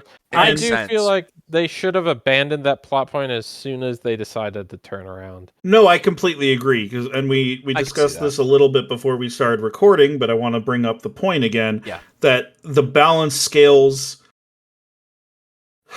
don't really make too much sense the way it was portrayed. I think you guys had some ways of kind of alleviating some of Headcanoning it, yeah. It Yeah, felt a little weird. Yeah. because like they go about balancing the scales, and like at first they're like, well, you need to let Steven in and have him know everything for the scales to be balanced, right? Yeah. And it like the scales start to balance with each memory, but Yeah. what truly balances them is when Steven falls off the side and turns to stone, and then Tawaret's like, oh, your scales are balanced, you can go to the fields of reeds now. Now, It may be that it's intentionally misleading. maybe, but it's just the way the information is laid out. With knowing now, especially on a second view, that there actually is a third Yeah, personality, the that is. scales being out of balance, it was kind of hinted that the reason why they were out of balance is because he has DID. Yeah. So just if he has DID but has three personalities, why would his scales balance when the second personality turns to stone, but the third personality is still there? Well, Like, okay, so it's like she only takes the two hearts from the two personalities that are there, right? So like the scales are only measuring the balance between those two, perhaps. I think the fact that it balances at that moment is more about the fact that Steven sacrifices himself for Mark, and Mark truly opens up to Steven at that moment. Steven represents. I mean, the reason Steven was created was to uh, deal with this trauma of his mom treating him that way, and which, Yeah. so yeah, so that's implying that yeah, each personality is its own soul, I guess, which we don't know, but which we A don't know, and Yeah. B, if that's the case, wouldn't there be two scales? One for each soul?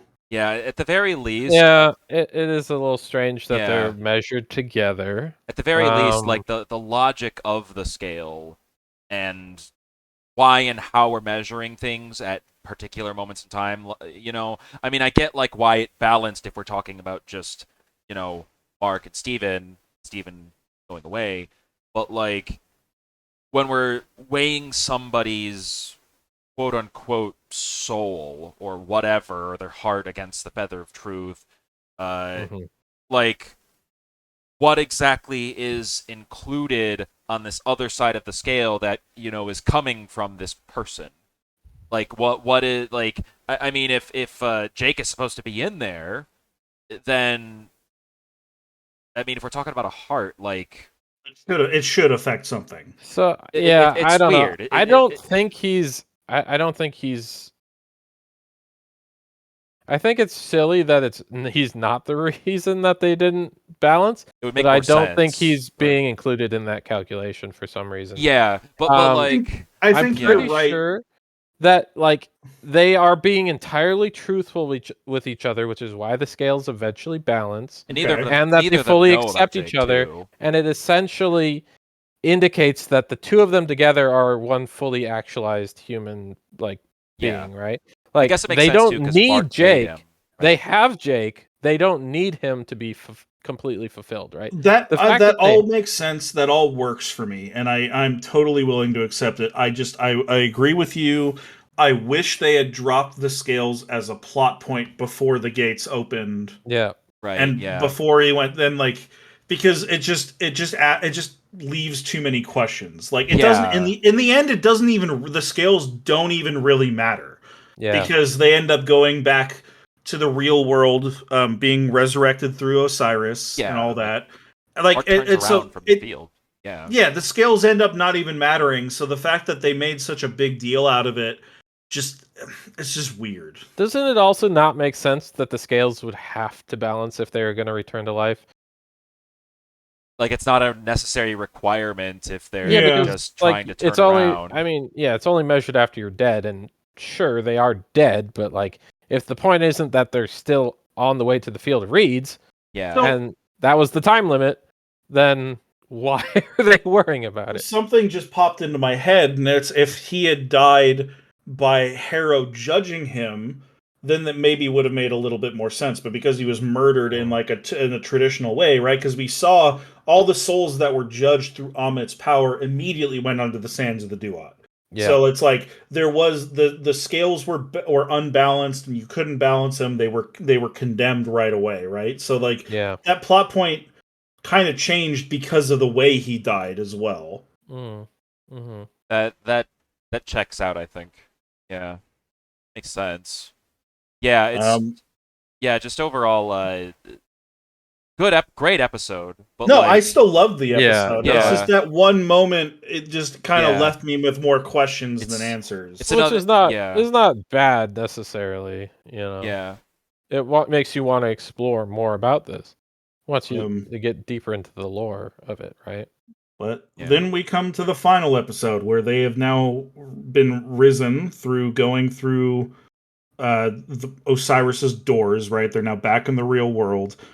Um, I mean, it happens. I guess it's happening simultaneously with the beginning of the episode, right? So, like, the end of episode Oh 5 is yeah, happening at the same time because it's implying that all the Arrow's purple doing the rain on the sands is Amit's followers judging people, yeah. right? I think Ye- so. I mean, Uh, well, I think is I that think it was at too the much very later? least.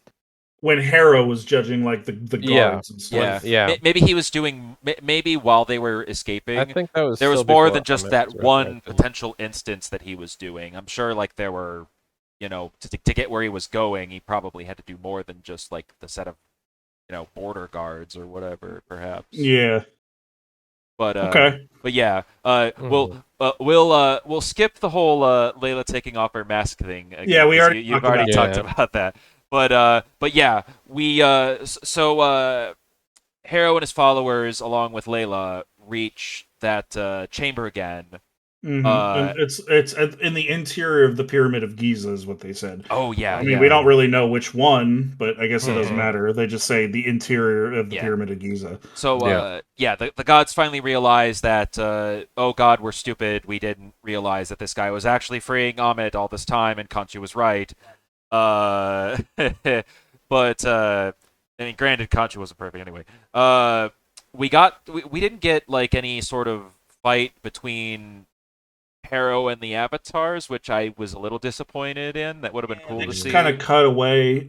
Yeah, but Maybe it might be that they felt like there was already too much CGI and they didn't want to just bog it down with another bloated yeah, CGI battle. I don't maybe. know what the reasoning was, but it Oh, was a little bit sad that we didn't get to see it. yeah. Overall, with this episode, I mean, it's been a semi consistent thing with all these Marvel shows, I feel, where I mean, for one reason or another, whether it's them wanting to close up as many threads as possible before the standard episode length, or in the case of something like WandaVision, which I'm not going to spoil, but uh, their filming of that show was definitely affected by the pandemic. Like Mm. they had a lot of difficulties at certain times, so you could definitely tell when things were kind of moved a little. That could make sense. Yeah. So, but yeah. That said, uh, Harrow and Amit talking. He mentions he was trying to correct his imbalance of scales, perhaps by having glass in his shoes 24/7. Yeah. uh, but then Amit says even if his scales are imperfect, she's still like giving him a chance, regardless of that, kind of showing that she's a hypocrite herself, Yeah. even though like her logic is all about oh, people need to have balanced scales. If they don't have balanced scales, you die because you're going to do evil Yeah. in the future, right? Yeah. So, I think she which isn't a bad thing, like like for she the changed show. her It's just priorities. She would rather have loyalty now that she's been betrayed once oh yeah, than stick to her old convictions. like this Yeah. person freed What me. got I'm her. gonna make him my avatar because he's Yeah. clearly loyal, even if his scales aren't perfect. Right. Yeah, Yeah. Yeah. So and like that her makes sense. yeah, and her hypocrisy isn't like a But- flaw of the show or anything. It's just It's just a she character moment. yeah, Yeah. like Amit and any other god have again not omnipotent, not all knowing, and not perfect. Yeah, the weird thing though is that she mentions that his scales lack balance because of what lies ahead.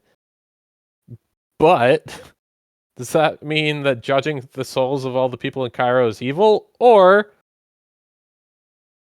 like how does that work? Because what lies ahead is that he ends up in a mental institution and then dies. So Yeah. that's a little weird. Yeah. I think it means Amit obviously doesn't like mental health, and Khonshu does. Because Khonshu, God, Khonshu come on, made a Albert. mentally unhealthy guy his avatar. Maybe No, I I'm, don't. That's Maybe I'm that that's kidding. that true. I'm kidding, obviously. absolutely. That's no. I think you're absolutely right. That is the core of the show. If you have mental health, you can't be a good bad person, or Oh you my can't be a god. good person if you Oh, have mental health issues. It's been a little maybe too it's long Great, since we've maybe great had a joke, message. so I wanted to throw that in there because I felt like we've Oh been my god. nitpicky and serious for too long. Yeah. But Uh, anyway, There is okay. So there is, just to get the nitpicks out of the way. yeah, sure. There are two more that I have. All right. mm, One is about the voice actress for Tawaret. Now, it's not that she's a bad voice actress. It's not that she put in a bad performance. The issue that I have, and this is definitely a personal issue, is that the other gods, Amit and Khonshu, actually kind of sound like gods. Like so, mm. for example, I'm gonna bring up another YouTuber that I follow, your movie sucks.org or YMS, right? He had literally came out with like a 2 hour review of the new Lion Close King, to or three. Yeah. new That's what he does. Lion King.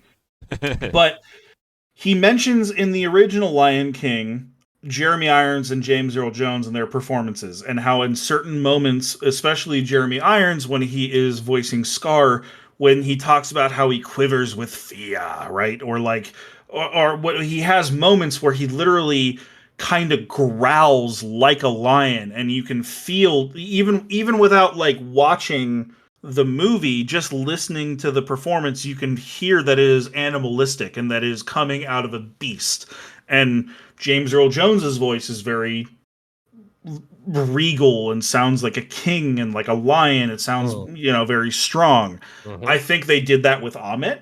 Amit Yeah. sounds like a reptilian creature. Like it's believable. Like she lingers on the S's, like a slither kind of, like a snake, reptile, whatever. Very Mhm. deep, Um, like very womanly deep. voice. She has a really believable accent, and I'm like, yes, I am completely buying that this voice is coming out of this creature. Khonshu doesn't have necessarily an accent, but has a very powerful sounding voice, and Yep. it you believe that it is coming out of a supreme being.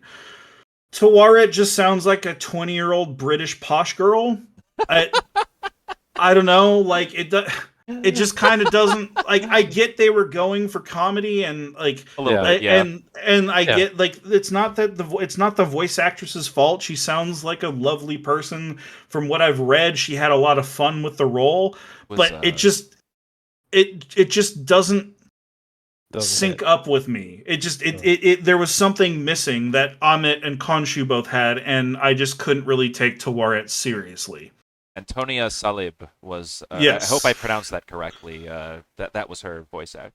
I didn't have too much of an issue with the voice. I just had more of an issue with how Tuaret was written to be semi-incompetent, which is A kind little of bit weird more of for a a god. Yeah. yeah. Uh, yeah. You also mentioned, like, when she asked Layla to become her avatar, like, why didn't she have an avatar? Yeah, I don't know. It's Like, just why wasn't there an avatar already? Like, pretty Yeah, why?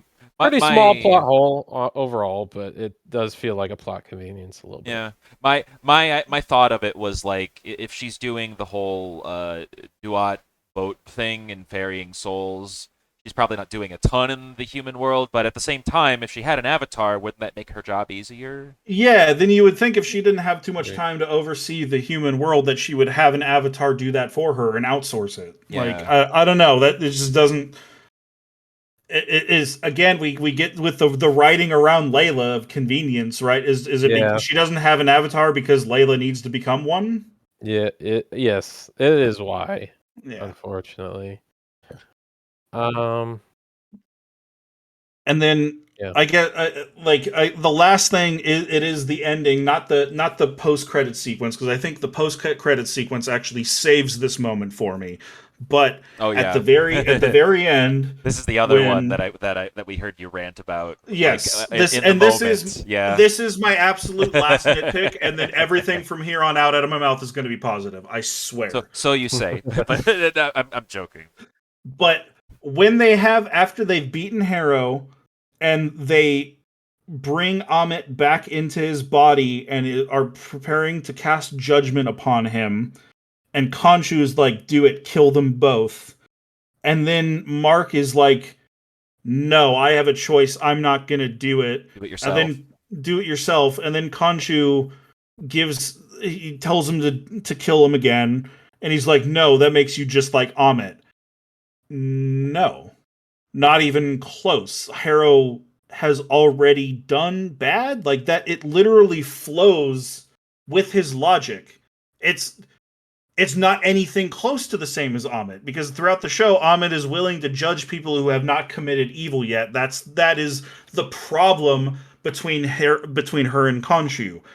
Yep. Khonshu wanting to kill Harrow and needing to kill Harrow so that Amit also dies is completely consistent with everything that's been shown up into the show to this point.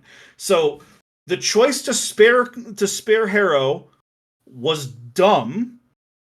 Um, not from a writing standpoint, because again, I guess we show that like they kill him anyway in the post credit sequence, right? So like it does happen, I get but why too, but in the moment, but it keep just going.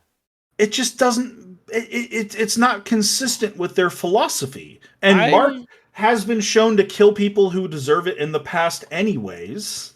Yes, but so here I think if they hadn't included the whole "this makes you just like Amit" part, I think it would have been more consistent with the fact that he just went on a journey through the underworld where he confronted his grief and clearly Okay.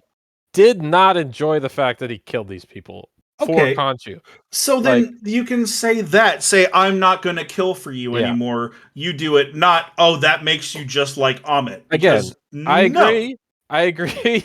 Bad logic, good motivations though. Like, Yeah. and you can literally ask either any one of our friend group, right?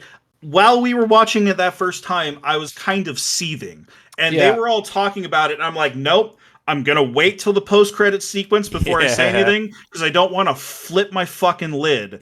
And I'm glad I didn't, because the post credit sequence kind of alleviated all my problems with it, other than the you're just like Ahmed. Yeah. Yep. No, Yeah. I upon second viewing, again, I think the context makes a little bit more sense to me. I didn't like it I upon agree. first viewing either. I think I can definitely look past it on second viewing. Yeah. And it even sort of makes sense to me. It's just the dialogue was Yeah. could have been To better. me, it felt like another time when they were trying to, uh, for lack of a better phrasing, like save time. You know, Yeah. Mhm. like they could have put a few more lines in there, or give or take two or three, to Yeah. better It's contextualize most things, yeah, it perhaps. was mostly just that they compared Khonshu to Amit and said their philosophies were the same. That did not work for me in the Yeah, slightest. They could have done anything else and I would have been like, all right. Yeah. the philosophy is that bad people should die. I mean, Yeah. but they're not the same though. Like their philosophies are different. Yeah. Yeah, I do yeah. I do kind of like that the people that came up from the duat to take uh Mark into the sands were people that he killed in the name of Khonshu. Mhm. Interestingly, that might have been a bit of a non sequitur, but that's just kind of what popped into my head. And it just That could have kind of affected felt it like too. because like Amit also judged them to the sands, so obviously Mark judging to the sands, like the result is a little bit the same, except that the the lead up to that choice is different, right? Yeah. Yeah. Yeah. And then the post credits scene, exactly, that you were alluding to. Harrow is in, of all things, a mental hospital. Yep. Which Uh, looks almost identical to the one that they were in the afterlife. Yeah. they Ahmed is still like trapped in him for sure, because there is a moment later when he gets in the car, he said, "You can't hurt us." Figure comes in and takes him, and brief explanation. Starts walking out of the building. Couple dead bodies here and there, blood on the floor. Takes him outside, puts him in this limousine. And I don't know if did the wheelchair thing happen first, or did they show Conchu first? I can't remember. Wheelchair. Okay. Yeah, where he just like kicks the wheelchair into the bushes. So clearly this usher or driver doesn't give a single fuck. Yeah. and he's a murderer. So, but yeah, so we see Conchu in the limo. Pretty much, it's revealed that Jake is another personality in Mark and Steven's body, and he shoots him dead. He shoots Harrow dead.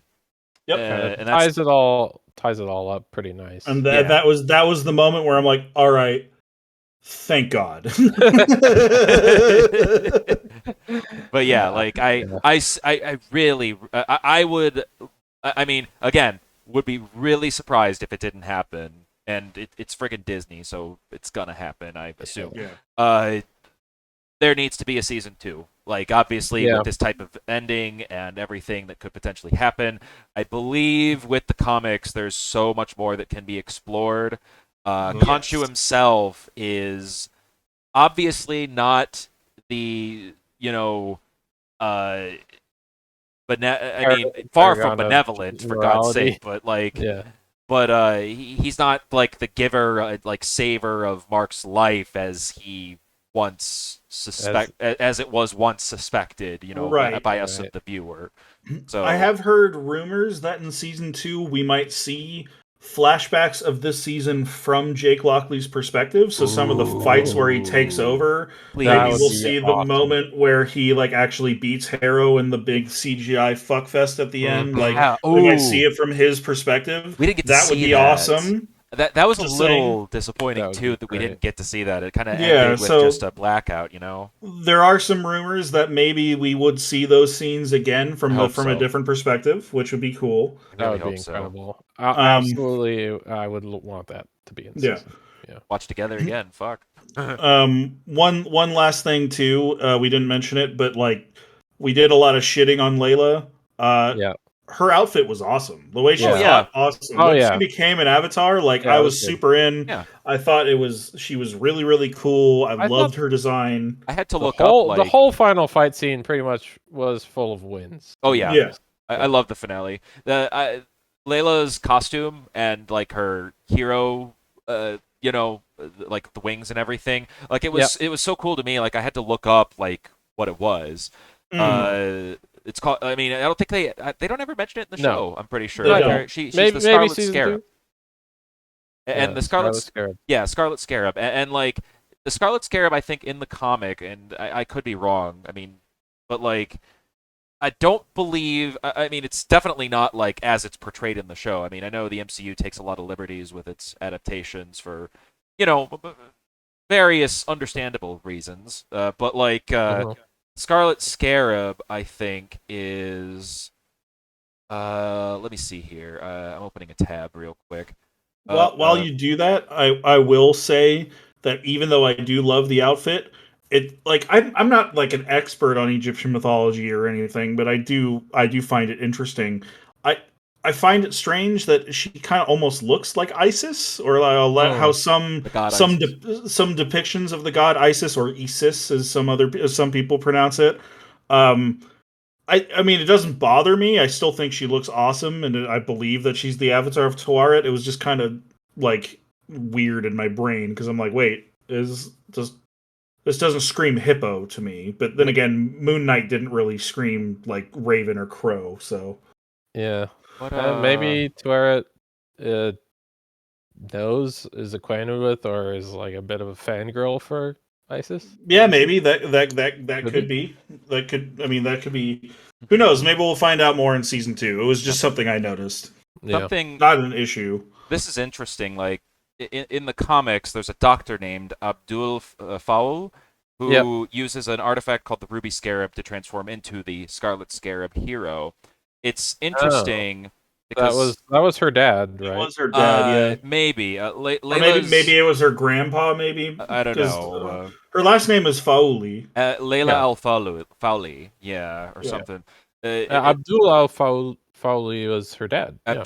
Yeah. Yeah, that was her dad. It's not like one to one, but the But referencing, they're obviously drawing yeah, inspiration. And the and reference is he there. Yeah. called her, right? He called her my little scarab. Oh, you're So, right. That was her yeah. nickname. Yeah. Yeah, that makes sense then. Why she'd probably named herself Scarlet So it's Scarab so cool because of finding that. these things after the fact. I love Yeah. it. Yeah. Yeah. So, okay, so any So over other quick fire positives that we want to talk about? uh overall, like again, like for me, it's 7 or 8 out of 10 type of show. It's definitely not my favorite show. I think my favorite, if I just talk about Marvel Disney Plus shows, Yeah. I would have to say, off the top of my head, I want to say WandaVision, Hmm. but I'm probably forgetting something. I quite liked WandaVision. I I really really liked Loki as well, but Oh, I yes. could be missing one because Hard to I say. can't think of them all off the top of my head. Yeah, I haven't seen Loki or WandaVision, but I did see the original Netflix Daredevil show. Hmm. I don't think it's nearly as good as that. We saw Peacemaker recently. I definitely think Peacemaker is probably my favorite superhero show just in general. You know a little more about But DC too, right? I do, but I'd probably put this at like a number 3 behind those two, maybe a number 4 if I think of something Okay. else. But like it's not so much worse than those that it's not watching. Like it's still definitely good. It just wasn't as good as those as Daredevil or Peacemaker. Yeah, and like I guess overall, and you could definitely like answer this however you want, but like to me, like watching more recent Marvel movies in Phase 4 and some of these shows together with you guys and Dom. At the very least, and you said you kind of fell out of Marvel since Age of Ultron. Would you say this show and say like a movie like Shang-Chi? Did we watch anything else? I thought there was one other one. But I mean, anyway, I've always liked Guardians of the Galaxy as okay, well. So like Guardians, Shang-Chi I did really enjoy. yeah. And then yeah, I did enjoy this. Like Would you say like it's rekindling it a little bit in a sort of way? I mean, if there's moments, it's not perfect, but yeah, I'm not like after Age of Ultron, I definitely went like anti-Marvel for a while, where like I even kind of maybe got a little bit snobbish about it, where I it's like, definitely oh, understand after that this movie, but isn't cinema, right? Like even I think like Martin Scorsese even said I something about how it's not cinema, it's like a theme yeah. park, and I was definitely in that camp. I still might even be kind of in that camp, but just because it's not art house doesn't mean it's not good. Yeah. Entertaining in its own Um, right. Yeah. yeah, like it's not something that we're gonna study in an art film like at film school or anything. But like, am I enjoying some of the more recent outings? Sure, yeah, I I think don't know. that's probably true. I do think that Oscar Isaac's character work could show up in Yeah, something like that might be true. I Oscar loved and him. like Oscar Isaac is, if, if every anything, moment where he swaps between personalities on camera with no cuts. Honestly, he sells it. Like In every one of the time, final I scenes, can feel like I see the character emerging, I right? agree. in one of the And final it's scenes, yeah. honestly great to watch. He was like literally Um, going line by line, or sometimes like completing each other's sentences style between the characters in some of those final words he was saying to the Dr. Harrow yeah, guy. Yeah. Like that Yeah, he's so I good. I loved him.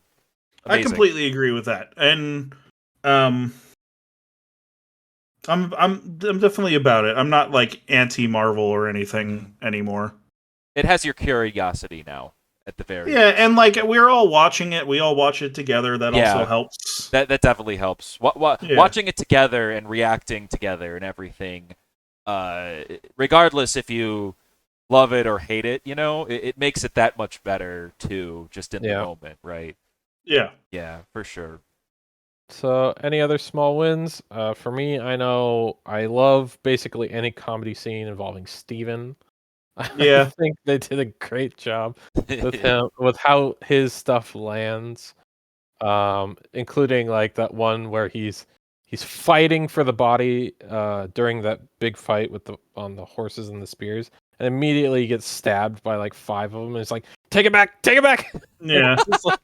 just like oh man, I love Steven. I want to see more of him. Yep. I'm intrigued by Jake, but Steven, my favorite character for sure. If he wasn't here next show or season, wouldn't make sense. Like it wouldn't work. I agree with you on that. I would say the music, not like we mentioned the first Lonely as a Man Without Love, obviously, but then like even just like the score in general, like that the Moon Knight motif that shows up multiple times. I remember even really liking that very subtle villain theme that plays for the first couple episodes whenever Harrow's on screen. It adds to the scene without being overbearing. And then even some of the ending credit sequences, the music that they chose to use there was all great. I liked also like the Egyptian sounding, Arabic sounding songs that they added in to really make it feel like like you feel like you are in Egypt. All that was great. Motif. I mean, with any Marvel show, the motif is going to be everywhere. I mean, frickin' even like in the Avengers movies, you hear the Avengers theme in every scene where they're all there, right? Yeah. It's a classic Marvel thing, or I guess you could even call it like a movie thing in general. Yep. With any character thing. But yeah, like just in general, even going by some of your videos, as you say, the music is your favorite part. Mm-hmm. I don't have any like musical training or like I don't know anything about music theory, but I am very into music, and it is something that I definitely notice when it's good. I'm just like, oh yeah, I'm feeling this, and I had that feeling multiple times throughout this show. Yeah. And as for me, I guess the last thing I'll say before I close this out here, overall, I liked a lot of the characters, a lot of the acting. I mean, we've talked about Oscar Isaac multiple times. Layla acted well, even though a lot of her moments were kind of silly. Harrow, Ethan Hawke, amazing. Not written the best either, but hey, he did it like he gave 110%. Like he made the villain he pulled it up to him. Basically. Way more interesting, even though he was effectively a guy with a cane in the entire movie. Like